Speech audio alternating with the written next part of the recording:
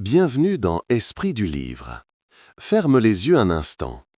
Imagine-toi à Bagdad ou à Ray au XIIe siècle. Les ruelles sont animées par les cris des marchands, le parfum du safran, le hennissement des chevaux. Dans les madrasas, les étudiants se pressent autour des maîtres. Médecine, philosophie, théologie, astronomie, toutes les sciences se rencontrent et dialoguent. Au milieu de cette effervescence intellectuelle, un homme attire l'attention par sa curiosité sans limite. Il s'appelle Fakhr al-Din al-Razi. Né en Perse, formé aux sciences religieuses, mais aussi à la médecine et à la philosophie, il incarne l'idéal du savant encyclopédique. On le surnomme parfois l'imam des deux Razis, pour le distinguer du grand médecin al-Razi, Rhazès, qui l'a précédé. Et parmi ses nombreux écrits, un petit livre intrigue particulièrement, le Kitab al-Firasa, le livre de la physionomie. Mais qu'est-ce que la firasa? Dans la langue arabe, ce mot évoque l'intuition, le discernement, la capacité de percevoir dans le visible ce que cache l'invisible. La firasa, c'est l'art de lire les visages, les gestes, les regards, comme on lirait un manuscrit ancien. Ce n'est pas de la magie, ce n'est pas de la divination, c'est une science de l'observation, une psychologie intuitive qui relie le corps et l'âme. Al-Razi nous dit « Le visage est un miroir de l'âme, les yeux sont les messagers du cœur et le corps tout entier révèle le secret de l'esprit. » Dans l'islam, cette science a une place particulière. Elle s'enracine dans une parole prophétique bien connue. Craignez la clairvoyance du croyant, car il voit par la lumière de Dieu. Le croyant, en purifiant son cœur, devient capable de percevoir ce qui échappe au simple sens. Mais la firasa ne se réduit pas à une dimension spirituelle. Elle est aussi médicale, héritée de la théorie des 4 humeurs, expérimentale, forgée par la fréquentation des hommes, et pratique, utile aux juges pour distinguer le menteur du sincère, aux médecins pour diagnostiquer, aux commerçants pour évaluer un partenaire, aux pères de famille pour comprendre ses enfants. Ce livre, que nous allons parcourir ensemble, est donc bien plus qu'un manuel de signes physiques. C'est une fenêtre ouverte sur la psychologie médiévale, mais aussi un miroir de sagesse universelle. Dans cette série, nous allons suivre pas à pas les 10 chapitres du Kitab al-Firasa. Nous découvrirons comment les savants reliaient les traits du visage aux dispositions de l'âme. Nous apprendrons comment la marche, la voix ou même la manière de rire pouvaient trahir le tempérament. Nous verrons comment la firasa servait non seulement à lire les autres, mais aussi à corriger ses propres défauts. Enfin, nous plongerons dans les dimensions les plus profondes, la lecture des intentions cachées, la frontière entre le discernement spirituel et l'illusion, et la question ultime, comment voir l'autre sans jamais tomber dans le jugement injuste. Pendant quelques heures, nous allons donc voyager dans un monde où chaque sourire, chaque regard, chaque geste devient un signe à déchiffrer. Un monde où science et foi, médecine et spiritualité se rejoignent pour mieux comprendre la créature humaine. Alors, installe-toi confortablement et ouvrons ensemble ce livre fascinant. Bienvenue dans le livre de la physionomie de Fakhr al-Din al-Razi. Chapitre 1. Définition et type de la physionomie. La première étape de notre voyage, c'est de comprendre ce qu'est la firasa, et surtout ce qu'elle n'est pas. Fakhr al-Din al-Razi commence son livre par une mise au point. Dans un monde où circulaient déjà 1000 croyances, superstitions et légendes, il veut clarifier. La firasa n'est pas un art occulte, ni une forme de divination, ni un don réservé aux sorciers. Non, pour lui, c'est une science rationnelle et spirituelle à la fois, avec des règles, des fondements et une utilité pratique. Définir la firasa. La firasa, dit-il, c'est l'art de connaître l'intérieur d'une personne par ce qui apparaît à l'extérieur. Autrement dit, lire les caractères et les intentions à travers les signes du visage, du corps, des gestes et de la voix. Pour comprendre cette idée, imaginez un médecin qui, en voyant un patient entrer dans son cabinet, remarque déjà la pâleur de son teint, la lourdeur de ses pas, la fatigue dans ses yeux. Avant même de prendre son pouls, il devine une partie de son état intérieur. Eh bien, la firasa, c'est la même démarche appliquée non seulement au corps malade, mais à l'âme vivante. 3 piliers de la science. Al-Razi insiste, la firasa n'est pas un simple pressentiment ou une intuition vague. Elle repose sur 3 piliers solides.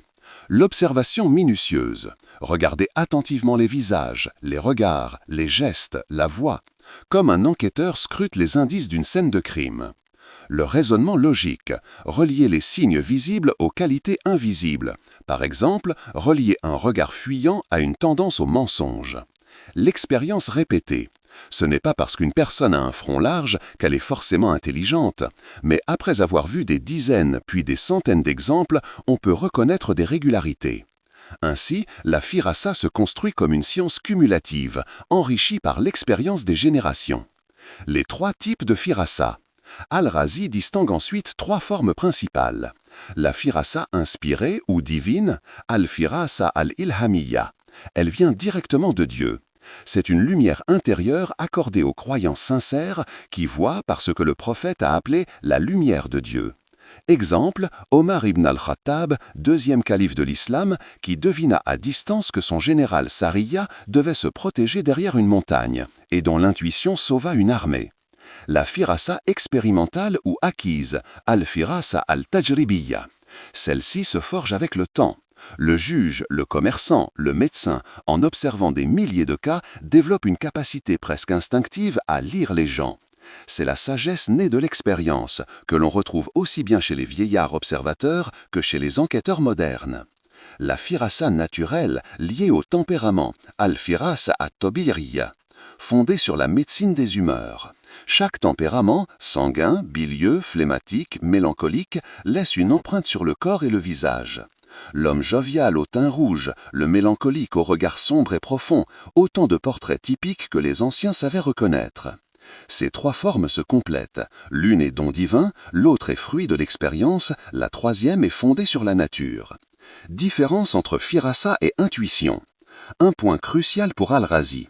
Ne pas confondre firasa et hadz, c'est-à-dire l'intuition. L'intuition est un éclair fugitif, une idée soudaine, parfois juste, parfois fausse, sans base solide.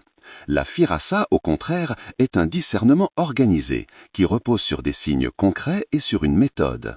C'est la différence entre « j'ai un pressentiment » et « j'ai observé des indices objectifs qui m'orientent vers une conclusion ». La valeur pratique de la firasa. Pourquoi s'intéresser à cette science? Parce qu'elle est utile partout. Dans la justice, pour aider le juge à distinguer le sincère du menteur. Dans l'éducation, pour comprendre les dispositions des enfants et les guider selon leur tempérament. En médecine, pour diagnostiquer un patient avant même l'auscultation. Dans la vie sociale, pour mieux choisir ses amis, ses associés, ses partenaires. Al-Razi souligne que cette science n'est pas un luxe, elle est une arme de survie intellectuelle et sociale. Et il conclut ce premier chapitre par une image saisissante. La firasa est comme une lampe dans l'obscurité. Elle ne montre pas tout, mais elle éclaire assez pour éviter les pièges. Chapitre 2. La physionomie et les tempéraments humains. Dans ce 2e chapitre, Fakhr al-Din al-Razi plonge au cœur d'un des grands héritages de la médecine antique et islamique, la théorie des 4 humeurs. Pour comprendre la physionomie, dit-il, il faut d'abord comprendre que chaque être humain est façonné par une combinaison d'éléments naturels qui influencent son corps, son comportement et son caractère. Selon cette vision héritée d'Hippocrate et de Galien et reprise par les médecins arabes comme Al-Razi ou Avicenne, l'homme est composé de 4 humeurs fondamentales, le sang, la bile jaune, la bile noire et le flegme. Chacune correspond à un tempérament particulier. Lorsque ces humeurs sont équilibrées, l'homme jouit de la santé physique et morale. Mais lorsqu'une humeur domine, elle imprime son empreinte sur le corps et l'esprit, et c'est là que la physionomie intervient. Le premier tempérament est le sanguin. L'homme sanguin est gouverné par le sang, symbole de chaleur et d'humidité. Son visage est souvent coloré, ses joues rouges, sa peau légèrement brillante. Il dégage une impression de vitalité. Son caractère est jovial, généreux, porté vers la convivialité. Le sanguin aime les festins, la compagnie, le partage. Mais son excès peut mener à la frivolité, à la superficialité et à l'imprudence. Le second tempérament est le bilieux, dominé par la bile jaune. C'est la chaleur et la sécheresse. Le bilieux est souvent sec de corps, nerveux, vif dans ses gestes et dans sa parole. Ses yeux brillent d'une énergie intérieure. Il est audacieux, entreprenant, rapide à se mettre en colère, mais aussi rapide à agir. C'est le tempérament des guerriers, des meneurs, de ceux qui prennent des décisions. Mais son excès peut le rendre colérique, brutal, imprudent, parfois destructeur. Vient ensuite le flegmatique, dominé par le flegme, c'est-à-dire le froid et l'humide. Le flegmatique se reconnaît à son teint pâle, à ses gestes lents, à sa voix calme.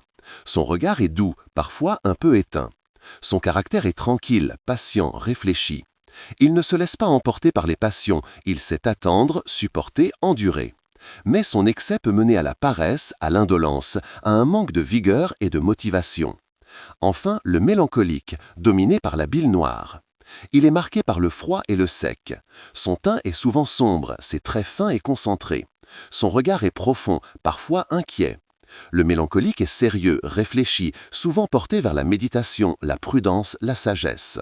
Mais son excès le pousse vers la tristesse, l'angoisse, le pessimisme et parfois même vers la solitude excessive. Al-Razi explique que la physionomie consiste à reconnaître ces signes extérieurs qui trahissent l'humeur dominante. Le rouge des joues, la pâleur du teint, la nervosité des gestes, la lenteur de la démarche. Autant d'indices qui, pour l'œil exercé, révèlent le tempérament caché. Et il ajoute que la plupart des erreurs viennent de ceux qui s'arrêtent à un signe unique. Car un visage rouge n'indique pas toujours un sanguin, il peut être le résultat d'une émotion passagère ou d'une maladie. Seule l'observation attentive de plusieurs indices permet un jugement juste. Pour illustrer cette idée, Al-Razi raconte une anecdote qu'il a lui-même observée. Un jeune homme au teint rouge et au rire bruyant fut d'abord pris pour un sanguin jovial. Mais en l'observant plus longtemps, il nota des gestes nerveux, une impatience dans la parole, une chaleur dans les yeux qui ne correspondait pas au sanguin, mais plutôt au bilieux. Et en effet, ce jeune homme se révéla audacieux et colérique, bien loin du caractère généreux du sanguin. Ainsi, la physionomie n'est pas une science de l'apparence immédiate, mais de la combinaison des signes. Elle exige patience, discernement, prudence. Al-Razi insiste enfin sur l'importance de l'éducation et de la religion dans la maîtrise des tempéraments. Car si chacun naît avec une humeur dominante, rien n'empêche de la canaliser, de la corriger, de la sublimer. Le sanguin peut apprendre la modération, le bilieux la douceur, le flegmatique l'énergie, le mélancolique la joie. La physionomie devient alors un outil non seulement pour lire les autres, mais pour se connaître soi-même et progresser moralement. Ce deuxième chapitre nous plonge donc dans la logique profonde de la firasa. Comprendre les humeurs, reconnaître les signes et dépasser la simple apparence pour atteindre une lecture juste du caractère humain. Chapitre 3. Les signes du visage et des membres. Le visage, dit Fakhr al-Din ar-Razi, est le miroir de l'âme. Il ne s'agit pas d'une simple image poétique. Dans la vision médiévale, le visage est réellement la surface sur laquelle l'intérieur de l'homme se reflète. Les yeux, les sourcils, le front, le nez, la bouche, les joues, chacun de ces éléments porte en lui une signification qui, pour l'observateur attentif, devient une fenêtre ouverte sur le caractère. Commençons par le front.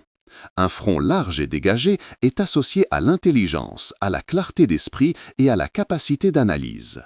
Il annonce une disposition à la réflexion et à la compréhension. Au contraire, un front étroit ou plissé témoigne d'un esprit resserré, d'une pensée limitée, parfois d'une tendance à l'entêtement. Le front est le premier signe que le regard rencontre, et c'est souvent là que l'observateur peut saisir la profondeur ou la pauvreté de l'esprit. Les yeux ensuite. Pour Ar-Razi, les yeux sont les messagers du cœur. Ils trahissent plus que toute autre partie du corps. Des yeux grands, vifs, mobiles, révèlent une imagination fertile, une vivacité intérieure, mais aussi une tendance à la dispersion. Des yeux fuyants qui évitent le regard annoncent la peur, la lâcheté ou le mensonge. Des yeux fixes et stables manifestent au contraire la sincérité et la détermination. La profondeur du regard mélancolique, sombre et concentré, exprime une âme sérieuse, parfois inquiète, parfois sage. Al-Razi raconte qu'il a reconnu la jalousie dans les yeux d'un étudiant qui, chaque fois qu'un camarade réussissait, détournait le regard et crispait son visage. Le nez occupe aussi une place importante. Un nez droit et proportionné est signe de dignité et de droiture morale. Un nez large peut indiquer la force et le courage. Un nez fin et délicat, une sensibilité accrue, parfois une disposition artistique. Mais un nez courbé ou disproportionné trahit un déséquilibre du tempérament, un manque d'harmonie intérieure. La bouche et les lèvres sont, elles aussi, pleines de secrets. Des lèvres bien dessinées, ni trop épaisses ni trop fines, traduisent l'équilibre du caractère. Des lèvres épaisses témoignent souvent d'une sensualité prononcée, d'un goût pour les plaisirs, d'une nature expansive. Des lèvres minces et serrées peuvent exprimer la dureté, l'avarice, la réserve excessive. La manière de sourire est un signe majeur. Un sourire franc éclaire le visage et reflète la générosité, tandis qu'un sourire forcé ou crispé signale le calcul et l'hypocrisie. Les oreilles, rarement évoquées dans la vie courante, occupent une place particulière dans la firasa. Leur taille, leur forme et leur proportion révèlent la mémoire et la disposition intellectuelle. Des oreilles grandes et bien formées sont signes de bonne mémoire et de capacité d'écoute. Des oreilles petites et collées traduisent parfois une nature fermée, une difficulté à recevoir. Al-Razi s'attarde aussi sur la voix. La voix est pour lui une empreinte directe de l'âme. Une voix claire, forte, posée exprime la confiance, le courage, la sincérité. Une voix tremblante ou hésitante traduit la peur, le doute, la faiblesse. Une voix trop aiguë peut signaler une nervosité excessive, tandis qu'une voix basse et lente témoigne de calme mais parfois de paresse. Dans la tradition islamique, la voix a toujours eu un rôle central, la récitation du Coran, l'appel à la prière, la prédication. Elle est à la fois un instrument et un révélateur du caractère. Les mains ne doivent pas être oubliées. Leur forme, leur fermeté, leur chaleur sont pleines d'indices. Une poignée de main ferme et confiante révèle la force intérieure et la loyauté. Une main molle et hésitante signale l'incertitude et le manque d'assurance. Des mains calleuses témoignent du travail et de l'endurance. La manière de bouger les mains en parlant est aussi révélatrice. Des gestes trop agités montrent l'impatience, l'instabilité. Des gestes précis et mesurés traduisent la maîtrise et la sagesse. Enfin, la corpulence et la démarche. Le corps dans sa totalité est un signe global. Un homme robuste, bien proportionné, inspire la confiance et la solidité. Un corps trop maigre peut indiquer une faiblesse, une maladie, mais aussi une nature mélancolique. La manière de marcher est un signe très étudié. Un pas ferme et régulier annonce la confiance et la stabilité. Un pas rapide et désordonné trahit l'impatience, un pas traînant révèle la paresse ou la lassitude. Al-Razi souligne que la lecture de la physionomie ne doit jamais se limiter à un seul signe. Le danger, dit-il, c'est de juger trop vite. Il faut combiner les indices, confronter les apparences, observer le visage, la voix, les mains, le corps, la démarche et seulement ensuite former un jugement. La firasa n'est pas une science de l'instant, mais une science de la patience. Ce troisième chapitre met donc en lumière la richesse du visage et du corps comme miroir de l'âme. Chaque détail compte, mais c'est dans leur ensemble que se révèle la vérité intérieure. C'est ce mélange subtil d'observation et de discernement qui fait de la firasa un art aussi délicat que profond.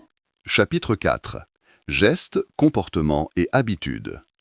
Après avoir détaillé les signes visibles du visage et des membres, Fakhr al-Din al-Razi consacre un chapitre entier aux gestes, aux comportements et aux habitudes de la vie quotidienne. Car pour lui, l'homme ne se révèle pas seulement dans ses traits physiques, mais dans la manière dont il vit, marche, parle, rit, s'assoit, dort et réagit aux situations. La démarche est l'un des premiers indices. Celui qui marche d'un pas ferme et régulier montre une assurance intérieure, une stabilité de caractère, une capacité à avancer dans la vie avec confiance. À l'inverse, celui qui marche trop vite, d'un pas précipité et désordonné, révèle son impatience, son agitation intérieure. Celui qui traîne les pieds, avance lentement, sans énergie, manifeste une paresse ou un manque de volonté.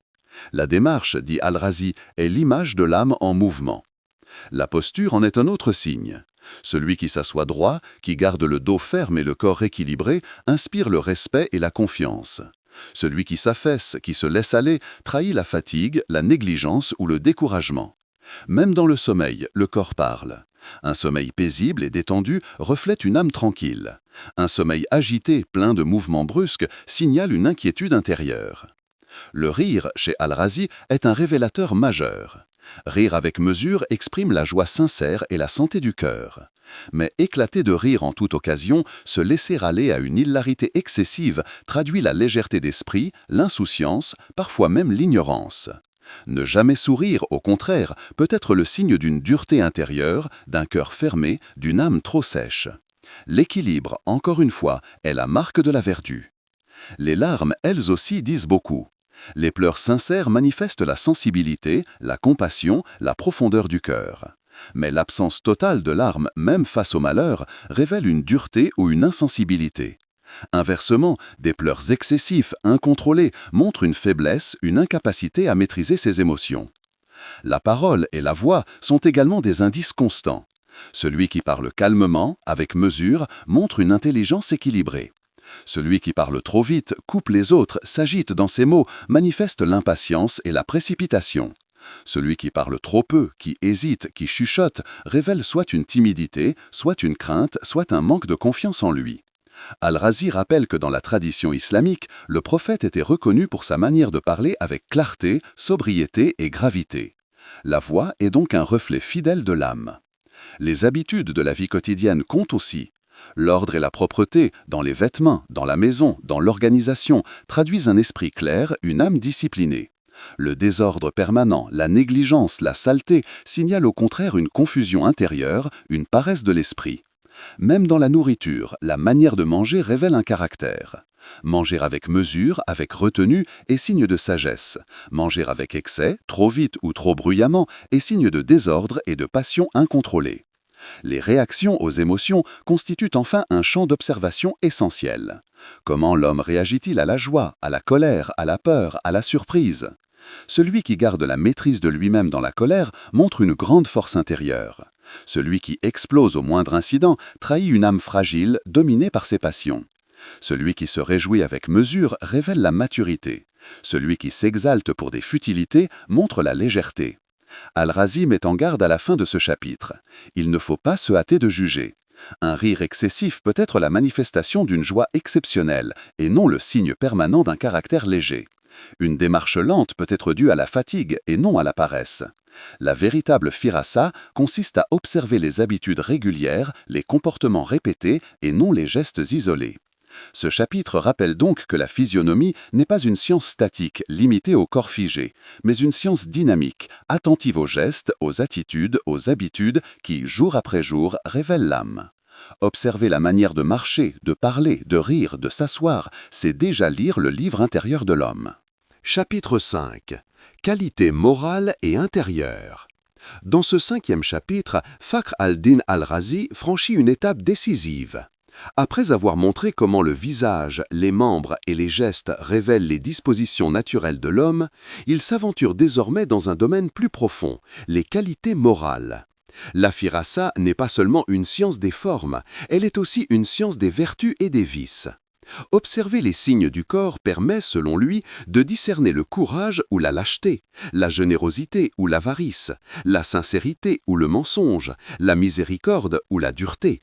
Le courage, par exemple, se lit dans la fermeté du regard, dans la stabilité de la voix, dans la régularité de la démarche. Celui qui avance sans trembler, qui parle avec assurance, qui garde les yeux fixés sans fuir le regard de l'autre, manifeste une âme courageuse. La lâcheté, au contraire, se trahit par des mains tremblantes, par une voix hésitante, par des yeux qui se détournent ou qui s'agitent. Al-Razi raconte qu'il a vu des hommes au corps robuste, mais dont le simple tremblement des mains dans les moments de tension trahissait une lâcheté profonde. La générosité se reflète dans le visage, qui s'éclaire au moment de donner, dans le ton de la voix, qui se fait doux et accueillant, et jusque dans la manière de s'asseoir, ouverte et détendue. L'avarice, en revanche, crispe le visage, rend les gestes secs, ferme la main et le cœur. L'avare sourit rarement, et lorsqu'il le fait, son sourire paraît forcé. La miséricorde et la dureté du cœur se lisent également dans le comportement. Un homme miséricordieux parle avec douceur, son regard exprime la compassion, sa démarche est calme et apaisante. L'homme dur se reconnaît par une voix sèche, par des paroles tranchantes, par un regard froid. Dans les tribunaux, explique Al-Razi, un juge compatissant se distingue d'un juge cruel avant même de prononcer son jugement, simplement par son visage et par son ton. Le mensonge et la sincérité sont peut-être les signes les plus délicats. Le sincère garde un regard stable, parle avec constance, ne change pas de ton ni d'attitude. Le menteur, au contraire, évite le regard, change souvent de position, hésite dans ses phrases. Sa voix trahit une tension intérieure. Al-Razi conseille d'observer le visage d'un homme lorsqu'il est interrogé. S'il change de couleur, s'il détourne les yeux, s'il se trouble, c'est souvent signe de mensonge. La miséricorde et la dureté du cœur se lisent également dans le comportement. Un homme miséricordieux parle avec douceur, son regard exprime la compassion, sa démarche est calme et apaisante. L'homme dur se reconnaît par une voix sèche, par des paroles tranchantes, par un regard froid. Dans les tribunaux, explique Al-Razi, un juge compatissant se distingue d'un juge cruel avant même de prononcer son jugement, simplement par son visage et par son ton. Le mensonge et la sincérité sont peut-être les signes les plus délicats. Le sincère garde un regard stable, parle avec constance, ne change pas de ton ni d'attitude. Le menteur, au contraire, évite le regard, change souvent de position, hésite dans ses phrases. Sa voix trahit une tension intérieure. Al-Razi conseille d'observer le visage d'un homme lorsqu'il est interrogé. S'il change de couleur, s'il détourne les yeux, s'il se trouble, c'est souvent signe de mensonge. La pudeur et l'audace sont deux autres qualités visibles. L'homme pudique baisse légèrement les yeux, garde une retenue dans ses gestes et ses paroles, évite l'excès. L'audacieux, au contraire, a le regard fixe, la voix haute, le geste affirmé. Mais l'excès d'audace devient impudence et l'excès de pudeur devient faiblesse. Encore une fois, l'équilibre est le signe de la vertu. L'intelligence et la sottise se lisent aussi. L'homme intelligent écoute avant de parler, répond de manière claire et brève, ses gestes accompagnent ses paroles sans excès. Le sot parle beaucoup, change de sujet sans raison, s'agite, rit sans motif. Al-Razi raconte qu'il a rencontré des hommes dont le visage ne montrait aucun signe particulier, mais dont la simple manière de répondre à une question révélait leur esprit. Clarté et concision pour l'intelligent, confusion et bavardage pour l'ignorant. Ce chapitre prend une dimension morale importante, car il ne s'agit plus seulement de lire les autres, mais aussi de se lire soi-même. Al-Razi insiste, la firasa n'est pas un instrument pour juger autrui avec dureté, mais un miroir dans lequel chacun peut reconnaître ses propres défauts et travailler à les corriger. Celui qui remarque en lui la crispation de l'avare doit s'efforcer de devenir généreux. Celui qui découvre en lui les signes de la lâcheté doit s'exercer au courage. La firasa devient ainsi une école de sagesse et de vertu. Enfin, Al-Razi montre comment cette science peut être appliquée concrètement dans la société. Le juge qui reconnaît le menteur évite l'injustice. Le commerçant qui sait distinguer le partenaire honnête du trompeur se protège des fraudes. L'éducateur qui lit dans les yeux de l'enfant sa disposition naturelle l'oriente vers ce qui lui convient. Même le dirigeant politique, en discernant les caractères de ses conseillers, peut mieux gouverner. Ce 5e chapitre révèle donc toute la profondeur de la firasa. Ce n'est pas un art superficiel, c'est une connaissance qui touche au cœur même de la morale, qui aide à reconnaître les vertus, à se prémunir des vices et à construire une société plus juste. Lire le visage, c'est aussi lire l'âme et se donner les moyens de progresser soi-même. Chapitre 6. La médecine des humeurs et la physionomie. Dans ce 6e chapitre, Fakhr al-Din al-Razi revient à l'une des bases scientifiques de son époque, la médecine des humeurs. Pour lui, la firasa ne peut être pleinement comprise sans connaissance médicale, car les signes visibles du corps sont le reflet direct de l'équilibre ou du déséquilibre intérieur. La théorie des 4 humeurs, héritée d'Hippocrate et de Galien, puis développée par les médecins musulmans comme Al-Hazi et Avicenne, affirme que le corps humain est gouverné par 4 substances fondamentales, le sang, la bile jaune, le phlegme et la bile noire. Chaque humeur correspond à des qualités physiques, chaud, froid, humide, sec, et influence directement le tempérament, le caractère et même la santé morale de l'individu. Lorsque ces humeurs sont équilibrées, l'homme est en bonne santé physique et spirituelle. Mais lorsqu'une humeur domine, elle imprime sa marque sur le visage, sur la démarche, sur la voix et sur les gestes. C'est là que la firasa trouve sa fonction, reconnaître les signes de cet excès ou de ce déséquilibre. Le sanguin, dominé par le sang, présente souvent un teint rougeâtre, des joues colorées, une énergie débordante. Son caractère est joyeux, généreux, porté vers les plaisirs et la convivialité. Mais un excès de sang peut le rendre frivole, instable, incapable de sérieux. Le médecin qui observe ce visage rougeoyant sait qu'il faut tempérer cette humeur par un régime approprié, parfois même par une saignée, comme le recommandaient les médecins de l'époque. Le bilieux, gouverné par la bile jaune, est marqué par la chaleur et la sécheresse. Ses traits sont secs, ses gestes rapides, son regard perçant. Il est courageux, audacieux, parfois colérique. En excès, la bile jaune conduit à la brutalité et à l'impatience. Le médecin averti reconnaît ce tempérament et conseille des aliments rafraîchissants, des exercices modérés, une discipline qui apaise le feu intérieur. Le phlegmatique, dominé par le phlegme, est marqué par le froid et l'humidité.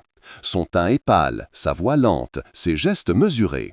Son caractère est calme, patient, réfléchi, mais parfois trop lent et inerte. Le médecin lit ce tempérament dans la lourdeur du corps, dans la démarche traînante, dans le manque d'énergie. Il recommande alors des activités stimulantes, une alimentation chaude et sèche pour rééquilibrer le tempérament. Le mélancolique, enfin, dominé par la bile noire, est marqué par le froid et le sec. Son visage est sombre, son regard profond et inquiet, son caractère réfléchi, prudent, parfois triste. En excès, la mélancolie devient source d'angoisse, de pessimisme et de solitude. Le médecin qui reconnaît ces signes cherche à réchauffer et à alléger l'âme par des conseils de vie, des remèdes doux et parfois par l'encouragement spirituel. Al-Razi explique que la firasa est donc un outil de diagnostic préventif. Avant même de toucher le patient, le médecin attentif peut lire sur le visage, dans les yeux, dans la voix, le déséquilibre des humeurs. Cette lecture permet d'agir tôt, de prévenir la maladie avant qu'elle ne s'installe, de conseiller un mode de vie équilibré. Mais il ajoute une mise en garde. Il ne faut pas confondre la firasa médicale avec une prétendue science infaillible. Les signes doivent être interprétés avec prudence, en tenant compte du contexte. Un teint rouge peut venir de la chaleur du soleil et non d'un excès de sang. Une voix tremblante peut être due à la fatigue et non à la peur. Le véritable savant est celui qui observe plusieurs indices concordants et non celui qui juge sur une apparence unique. Ce chapitre illustre aussi l'unité profonde de la vision islamique de l'homme à cette époque. Le corps et l'âme ne sont pas séparés. L'équilibre des humeurs corporelles influence directement le caractère moral et spirituel. Ainsi, la médecine et la morale se rejoignent dans la firasa. Soigner le corps, c'est aussi purifier l'âme. Lire le visage, c'est aussi comprendre le cœur. Al-Razi conclut en affirmant que la firasa, dans son usage médical, est un art noble et nécessaire. Elle permet au médecin de prévenir plutôt que de guérir, au maître de discipliner son élève, au juge de discerner la vérité. Mais surtout, elle rappelle à chacun que son corps est le miroir de son âme. Prendre soin de l'un, c'est aussi prendre soin de l'autre. Chapitre 7. Inspiration divine et expérience humaine. Dans ce 7e chapitre, Fakhr al-Din al-Razi s'arrête sur une question fondamentale. D'où vient la firasa? Est-elle uniquement le fruit d'une longue expérience humaine, ou bien peut-elle être accordée comme un don direct de Dieu? Pour répondre, il distingue deux formes principales, la firasa inspirée et la firasa acquise. La firasa inspirée, qu'il appelle aussi firasa imaniya, est celle qui vient de la lumière divine. Elle n'est pas le résultat d'un apprentissage ni d'une longue observation, mais une clairvoyance que Dieu accorde à ses serviteurs sincères. Elle est mentionnée dans la tradition prophétique. Craignez la clairvoyance du croyant, car il voit par la lumière de Dieu. Celui qui punifie son cœur, qui éloigne ses passions, qui se rapproche de son Seigneur, reçoit parfois cette faculté de voir au-delà des apparences. Al-Razi évoque des exemples historiques. Il raconte comment le calife Omar ibn al-Khattab, alors qu'il prêchait à Médine, eut soudain une inspiration et cria à son général Saria, qui se trouvait pourtant très loin sur un champ de bataille, « Ô Saria, la montagne !» L'ordre, miraculeusement entendu, permit à l'armée musulmane de se réfugier derrière un mont et d'échapper à la défaite. Ce récit est souvent cité comme une manifestation de la firasa inspirée, un discernement au-delà du sens ordinaire. De même, certains maîtres soufis étaient réputés pour lire dans le cœur de leurs disciples. Leur regard pénétrant semblait découvrir les secrets cachés, non par magie, mais par pureté intérieure. Pour Al-Razi, il s'agit d'une forme de clairvoyance spirituelle, fruit de la proximité avec Dieu. La seconde forme est la firasa acquise par l'expérience. Elle ne dépend pas d'un don divin, mais d'un long entraînement à observer les hommes. Le juge qui a interrogé des centaines d'accusés, le commerçant qui a traité avec d'innombrables partenaires, le médecin qui a soigné de nombreux malades, tous développent avec le temps une intuition qui leur permet de reconnaître rapidement les caractères et les intentions. Ce n'est pas une illumination soudaine, mais une habitude forgée par la répétition. Al-Razi compare ces deux formes. La firasa inspirée est plus profonde, plus rapide, parfois étonnamment précise. Mais elle reste exceptionnelle, rare, accordée par Dieu à certains de ses serviteurs. La firasa acquise est accessible à tous ceux qui observent, réfléchissent et accumulent de l'expérience. Elle est plus lente, moins spectaculaire, mais elle peut devenir très fiable avec le temps. Il met cependant en garde contre les illusions. Certains se persuadent d'avoir une clairvoyance divine alors qu'ils ne font que céder à leurs impressions subjectives. D'autres croient avoir de l'expérience alors qu'ils n'ont observé que trop peu de cas.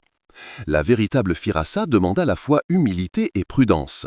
Ne jamais croire que son regard est infaillible, ne jamais juger autrui sans signe concordant. Ce chapitre introduit une dimension spirituelle importante.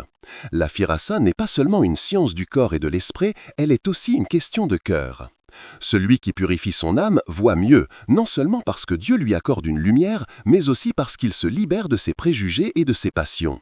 Le cœur impur déforme le regard, tandis que le cœur purifié rend la vision plus juste. En définitive, Al-Razi montre que la firasa se situe à la croisée de deux chemins, l'expérience humaine et l'inspiration divine. L'un est accessible par l'effort, l'autre est un don gratuit. L'idéal est de combiner les deux. Apprendre par l'expérience à observer tout en cherchant à purifier son cœur pour recevoir la lumière de Dieu. C'est ainsi que le discernement devient complet, à la fois science et sagesse, méthode et illumination. Chapitre 8 – Connaître l'intérieur par l'extérieur. Fakhr al-Din al-Razi aborde ici l'un des principes centraux de la firasa, l'unité du corps et de l'âme. Pour lui, il est impossible que l'intérieur d'un être humain reste totalement caché. L'âme, dit-il, finit toujours par laisser une empreinte sur le corps. Les mouvements, les expressions, les attitudes sont autant de reflets de ce qui se passe au plus profond de nous. Lire l'extérieur, c'est donc accéder à l'intérieur. Il donne plusieurs exemples. L'orgueil, par nature, redresse la nuque, gonfle la poitrine, ralentit la démarche, comme pour affirmer la supériorité. L'humilité, au contraire, incline légèrement la tête, rend la marche simple, sans ostentation. La peur fait trembler les mains, pâlir le visage, accélérer le rythme de la respiration. La joie illumine le regard, détend les traits, rend la voix claire et fluide. La colère crispe les mâchoires, fait rougir le visage, durcit la voix. Chaque état intérieur cherche un chemin pour se manifester à l'extérieur. Le visage est, plus que toute autre partie du corps, le miroir fidèle de l'âme. Le jaloux se trahit par un froncement imperceptible des sourcils lorsque l'autre est loué. Le menteur détourne légèrement les yeux, son regard fuit l'interlocuteur. Le sincère garde le regard fixe et stable. Celui qui éprouve de la haine ne peut empêcher ses traits de se crisper à la vue de l'ennemi. Même lorsque l'homme tente de cacher ses émotions, une petite ride, un mouvement de la bouche, un battement de cils le trahit. Al-Razi insiste toutefois. La firasa n'est pas une science absolue. L'homme peut parfois dissimuler, l'observateur peut se tromper. Il faut donc se garder de conclusions hâtives. Mais, ajoute-t-il, si l'on observe attentivement sur la durée, l'intérieur finit toujours par transparaître. Car le corps ne peut éternellement masquer les secrets de l'âme. Il s'appuie aussi sur le Coran. Le livre saint décrit les hypocrites, dont les visages trahissaient la duplicité, ou les croyants dont la lumière se reflétait sur leur front. Ces versets montrent que l'apparence extérieure, lorsqu'elle est observée avec discernement, peut révéler les dispositions intérieures. Ce chapitre est donc une méditation sur la relation profonde entre l'intérieur et l'extérieur. Pour Al-Razi, il n'existe pas de frontière infranchissable. L'âme et le corps sont liés comme l'encre et le papier. L'âme écrit, le corps reflète. Lire l'un, c'est comprendre l'autre. Mais il conclut par un avertissement. La firasa n'est pas donnée pour condamner les autres, ni pour se vanter d'un savoir secret. Elle est un outil pour mieux se protéger, pour discerner avec prudence et surtout pour purifier son propre cœur. Car le danger le plus grand est de voir les défauts chez autrui sans jamais les voir en soi-même. Ainsi, connaître l'intérieur par l'extérieur est un art qui demande autant de science que de sagesse. Observer les signes visibles, oui, mais toujours avec humilité et en se rappelant que la vérité ultime des cœurs appartient à Dieu seul. Chapitre 9. Les caractères dominants. Dans ce 9e chapitre, Fakhr al-Din al-Razi approfondit une idée déjà présente dans les chapitres précédents. L'être humain n'est pas une mosaïque infinie de traits sans cohérence. Il existe en chacun de nous une tendance principale, une force dominante qui modèle le corps, influence le caractère et oriente la conduite. C'est ce qu'il appelle le caractère dominant. Selon lui, ces caractères sont liés aux qualités fondamentales que les anciens attribuaient aux éléments: le chaud, le froid, l'humide et le sec. Chacune de ces qualités agit sur le corps et, par son intermédiaire, sur l'âme. Ainsi, un excès de chaleur rend l'homme vif, ardent, passionné. Un excès de froid le rend lent, réservé, parfois craintif. L'humidité produit la souplesse, l'ouverture, la douceur. La sécheresse engendre la fermeté, la rigueur, mais parfois aussi la dureté. Lorsqu'une de ces qualités l'emporte nettement sur les autres, elle imprime sa marque partout, sur le visage, dans la voix, dans la démarche, dans les gestes et jusque dans les habitudes de vie. C'est elle qui constitue ce que l'on appelle le tempérament. Al-Razi illustre cette idée par plusieurs exemples. L'homme dominé par la chaleur et la sécheresse, correspondant au bilieux, se reconnaît à son regard vif, à son langage rapide, à ses gestes brusques. Son caractère est audacieux, courageux, parfois violent. L'homme marqué par le froid et l'humidité, c'est-à-dire le flegmatique, se révèle par sa démarche lente, sa voix douce, son teint pâle. Il est patient, mais manque parfois d'énergie. Le sanguin, caractérisé par la chaleur et l'humidité, présente un visage coloré, une humeur joyeuse, un goût pour la compagnie. Il aime les plaisirs, les conversations, la convivialité. Mais son excès le conduit à la frivolité et à l'instabilité. Le mélancolique, dominé par le froid et le sec, montre un visage sombre, un regard concentré, une parole mesurée. Il est prudent, réfléchi, souvent sage, mais aussi enclin à la tristesse et au pessimisme. Al-Razi insiste sur le fait que ces caractères dominants ne doivent pas être perçus comme des prisons. Ils sont des tendances naturelles, mais l'éducation, l'effort moral et la religion permettent de les équilibrer. Le courage du bilieux peut être adouci par la patience, la joie du sanguin peut être tempérée par la gravité, la lenteur du flegmatique peut être stimulée par l'énergie, la profondeur du mélancolique peut être allégée par la joie spirituelle. Ce chapitre contient aussi une mise en garde. Il rappelle que l'erreur la plus commune est de réduire un homme à un seul signe. Un visage pâle ne suffit pas à déclarer quelqu'un flegmatique. Une voix forte ne suffit pas à affirmer qu'un homme est courageux. La véritable ferassa consiste à reconnaître l'ensemble des signes, à comprendre l'harmonie qui les relie et surtout à discerner la qualité dominante qui traverse toute la personne. Il compare cette démarche à celle du médecin qui, en voyant un malade, ne se fie pas à un seul symptôme, mais cherche à comprendre la cause profonde qui relie tous les symptômes entre eux. De même, l'observateur attentif ne juge pas sur un détail, mais cherche la cohérence intérieure. Al-Razi souligne enfin l'importance pratique de cette connaissance. Celui qui sait reconnaître les caractères dominants peut adapter son comportement aux autres. Avec un bilieux, il faut parler avec fermeté mais sans excès pour éviter de nourrir sa colère. Avec un flegmatique, il faut stimuler et encourager. Avec un sanguin, il faut rappeler la gravité et la mesure. Avec un mélancolique, il faut apporter réconfort et espérance. La ferassa devient alors un outil non seulement pour comprendre, mais pour mieux vivre avec autrui. Ce 9e chapitre nous enseigne donc que chaque être humain est marqué par une force principale, une qualité dominante qui oriente sa vie. Lire cette force, c'est comprendre l'homme en profondeur, mais c'est aussi apprendre à traiter chacun selon ce qu'il est, avec justice, prudence et sagesse. Chapitre 10. Les profondeurs de l'âme. Dans ce dernier chapitre, Fakhr al-Din al-Razi conduit la firasa à son sommet. Jusqu'ici, il a montré comment les traits du visage, les gestes, les habitudes et les caractères dominants permettent de lire l'âme humaine.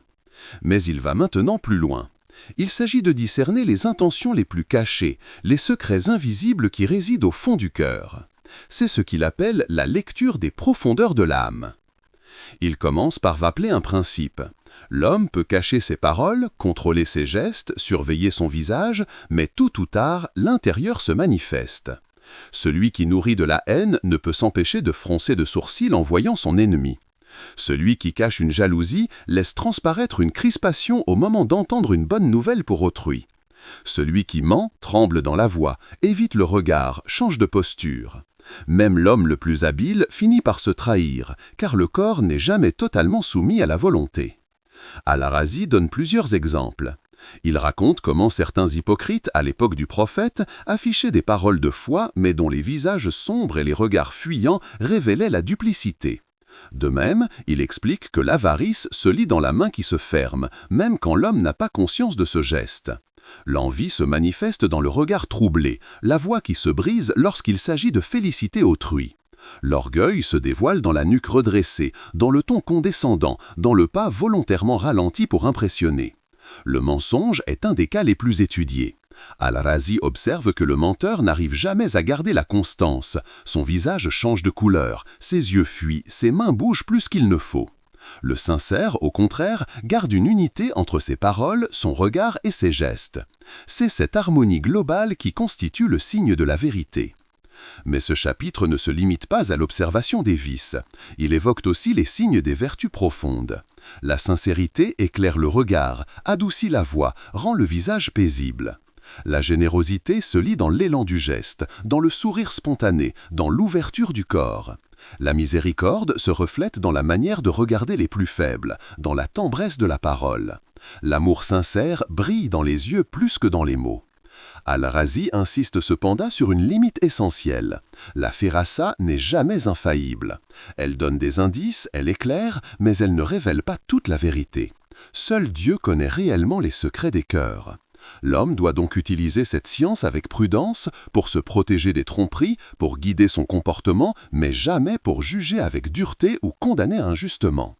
La finalité, rappelle-t-il, n'est pas de scruter sans cesse les défauts des autres, mais de tourner ce regard vers soi-même. Chacun peut appliquer la firasa à sa propre personne, observer ses gestes, ses habitudes, ses réactions et y lire les vices cachés qu'il doit corriger. Le véritable but est la purification de l'âme. Celui qui se connaît lui-même parvient à mieux connaître les autres, et celui qui lit les autres avec discernement apprend aussi à se corriger. Dans ce chapitre, la firasa devient donc une école spirituelle. Elle n'est plus seulement une science utile pour le médecin, le juge ou le commerçant. Elle est un chemin vers la sagesse, un moyen d'unir la connaissance de soi, la prudence sociale et la quête de Dieu. Conclusion générale. Au terme de son ouvrage, Fakhr al-Din al-Razi revient sur l'ensemble du chemin parcouru. La firasa, explique-t-il, n'est pas une curiosité marginale, ni une superstition héritée des anciens. C'est une véritable science, une discipline qui unit l'observation du corps, la connaissance médicale, l'expérience sociale et la lumière spirituelle. Elle éclaire la vie quotidienne, mais aussi la quête intérieure de l'homme. La première leçon, c'est que l'être humain est une unité. Son corps et son âme ne sont pas deux réalités séparées, mais deux visages d'une même vérité. L'âme imprime ses dispositions sur le corps, et le corps reflète les secrets de l'âme. Lire les traits du visage, la voix, la démarche, les gestes, ce n'est pas s'arrêter à la surface, c'est entrer dans les profondeurs de l'homme. La deuxième leçon, c'est que la firasa est un outil pratique. Elle sert au juge pour discerner le menteur, au médecin pour prévenir les maladies, au maître pour orienter ses élèves, au commerçant pour choisir ses partenaires, au chef pour gouverner avec discernement. C'est une science de la vie qui protège contre les tromperies et qui aide à choisir avec prudence ceux à qui l'on accorde sa confiance. La troisième leçon, et sans doute la plus importante, c'est que la firasa est une école de sagesse morale et spirituelle. En observant les autres, on apprend à voir ses propres défauts. En reconnaissant la lâcheté, on se demande si l'on est vraiment courageux. En découvrant les signes de l'avarice, on s'interroge sur sa propre générosité. La firasa devient ainsi un miroir pour l'âme, une invitation à la purification intérieure. Al-Razi insiste aussi sur les limites. La firasa n'est pas une science infaillible. Elle donne des indices, elle suggère, mais elle n'apporte pas de certitude absolue. Seul Dieu connaît réellement les secrets des cœurs. L'homme qui observe doit rester humble, prudent, modeste. La véritable sagesse consiste à discerner sans condamner, à observer sans mépriser, à utiliser ce savoir pour protéger et non pour nuire. Enfin, il conclut par une pensée essentielle. La firasa commence par soi-même. Chacun doit apprendre à lire son propre visage, ses propres gestes, ses propres habitudes, pour y reconnaître les signes de ses dispositions intérieures. Celui qui voit la colère dans son propre regard doit chercher la patience.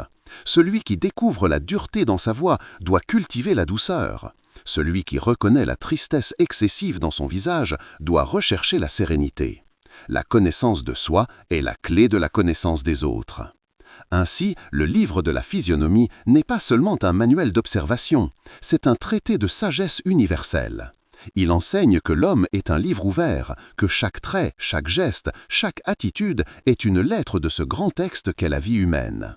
Savoir le lire, c'est mieux comprendre autrui, mais c'est surtout mieux se comprendre soi-même, afin de progresser vers la vertu et vers la lumière de Dieu.